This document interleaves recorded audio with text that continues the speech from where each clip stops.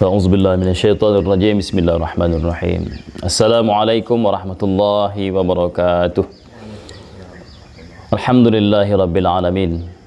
Alladzi wa'alafa baina qulubina fa asbahna bi ni'matihi ikhwana.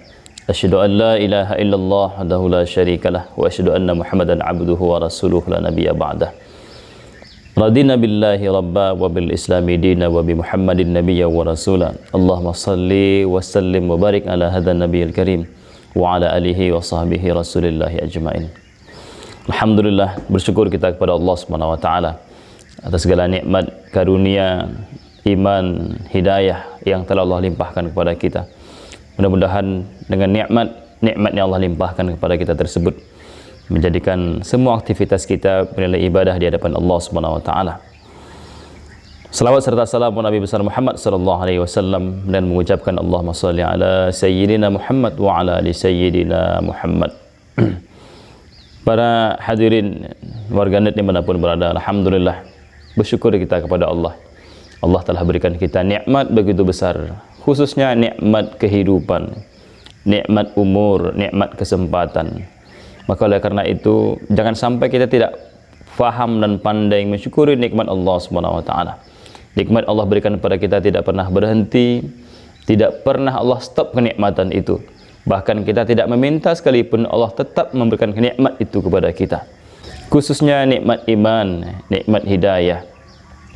Maka bagaimana kita bisa memanfaatkan nikmat-nikmat tersebut dengan usia yang Allah berikan kepada kita ini? Maka jangan sampai kita menjadi hamba Allah yang tidak pandai mensyukuri nikmatnya. Ketika umur terus bertambah, ketika kematian begitu dekat, sedangkan amal soleh kita belum banyak. Hadirin kaum muslimin rahimakumullah. Tertarik ketika sebuah kisah seorang ulama yang ada di Basrah. Ketika beliau ditanya, dan pada waktu itu dia sedang menangis, sedang terseduh-seduh. Orang bertanya, wahai Syekh, mengapa engkau menangis? Maka dia mengatakan, bagaimana aku tidak menangis?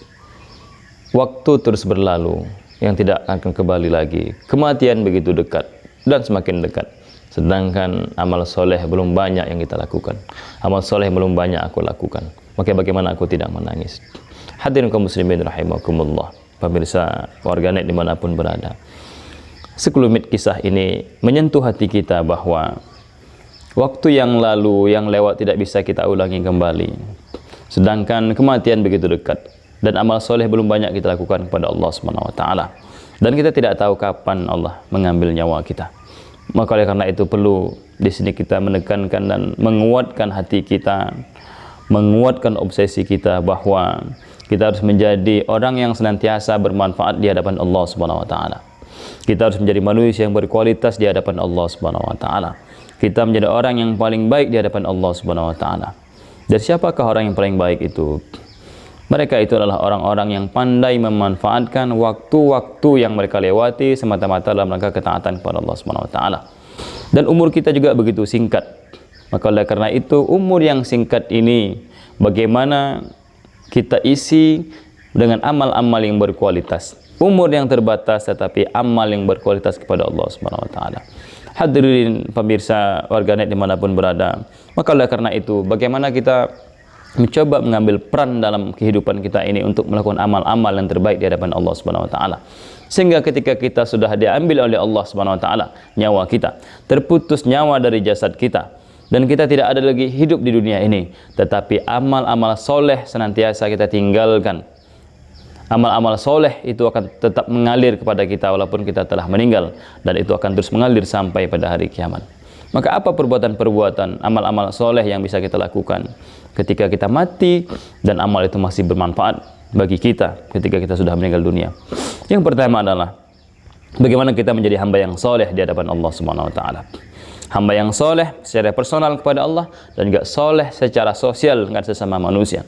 Hablum minallah dan hablum minan nas. Maka oleh karena itu langkah awal atau langkah pertama bisa kita lakukan, perbuatan pertama adalah bagaimana kita mensolehkan diri kita, kita memperbaiki diri kita. Karena ketika kita soleh, kita akan mendapatkan doa-doa orang soleh yang lain. Maka dalam doa, dalam tasyahud yang sering kita bacakan dalam sholat kita, Assalamu alaina wa ala ibadillahis salihin. Salam atas kami dan atas orang-orang yang soleh, hamba-hamba yang soleh. Sabda baginda Rasulullah sallallahu alaihi wasallam, sesungguhnya ketika seorang hamba ingin mendapat, ketika seseorang membacakan doa itu, maka doa tersebut akan didapatkan oleh manusia yang ada di seluruh makhluk yang di langit maupun bumi. Itu hamba-hamba yang soleh. Maka hamba-hamba yang soleh, dia akan mendapatkan doa-doa dari orang-orang yang soleh ketika mereka membacakan tasyahud. Assalamu alaina wa ala ibadillah salihin. Dan ketika mereka tidak soleh, mereka tidak dapatkan doa itu. Maka ketika kita sudah meninggal sekalipun, ketika ada orang yang membacakan doa itu, orang membaca tasyahud itu dalam setiap salat mereka, maka kita yang soleh, orang-orang yang soleh, dia akan tetap dapat doa orang-orang tersebut sampai hari kiamat.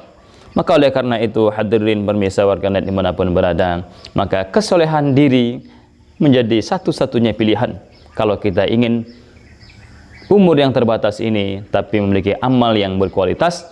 Ketika kita hidup maupun kita sudah mati, kita mendapatkan manfaat itu.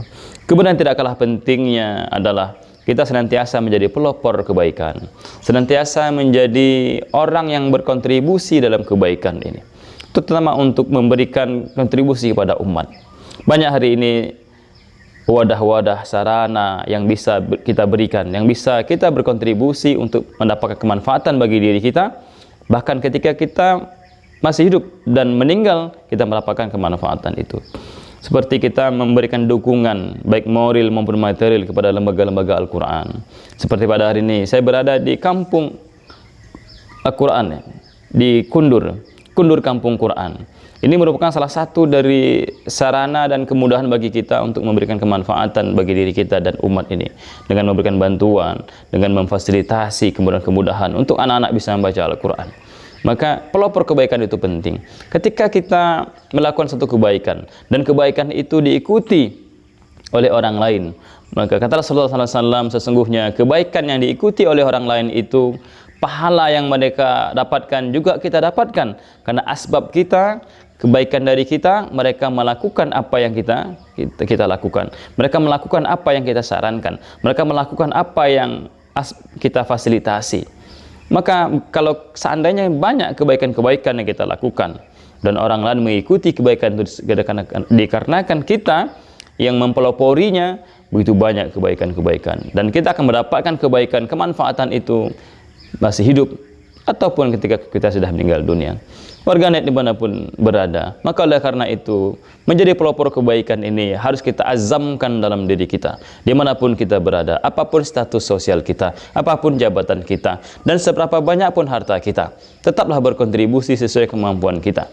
Jangan kita menunggu ketika harta kita berlebih, atau kita menunggu kita punya kekuasaan, punya jabatan, punya status dan sebagainya. Karena tidak ada jaminan umur kita bisa sampai pada kita targetkan. Maka berbuatlah sebisanya selagi kita mampu untuk menjadi pelopor-pelopor kebaikan itu.